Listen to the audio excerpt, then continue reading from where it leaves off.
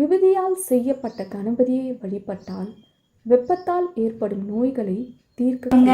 மதுரை மீனாட்சி அம்மன் கோவில் தெற்கு கோபுரத்தை கடந்து உள் நுழையும் இடத்தில் பொற்றாமரை குளக்கரையில் கன்னிமூலையான தென்மேற்கில் விபூதி விநாயகர் அருள்பாலிச்சு வர்றாருங்க. இவருக்கு பக்தர்கள் தங்களின் கைகளாலேயே விபூதியை அபிஷேகம் செய்து வழிபாடு செய்யலாம் என்பதுதான் இந்த விநாயகரின் தனி சிறப்புங்க.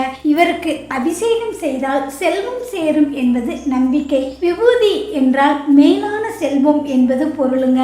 இவரை வணங்கினால் வாழும் காலத்தில் பெரும் பொருளும் வாழ்க்கைக்கு பிறகு மோட்சம் எனும் பிறவா நிலை செல்வமும் கிடைக்கும் என்பது நம்பிக்கை. விபூதி விநாயகருக்கு பக்தர்களே தனது கைகளாலேயே விபூதி அபிஷேகம் செய்து வழிபடலாம். தொடர்ந்து 11 நாட்கள் அல்லது தொடர்ந்து 11 வெள்ளிக்கிழமைகளில் விபூதி அபிஷேகம் செய்து 11 முறை விபூதி விநாயகர் சந்நிதியை வலம் வந்து வழிபட்டால் பித்ரு தோஷங்கள், முன்ஜென்ம வினைகள், வறுமை, சுபகாரிய தடைகள் முதலியன அகலுங்க. பூசம்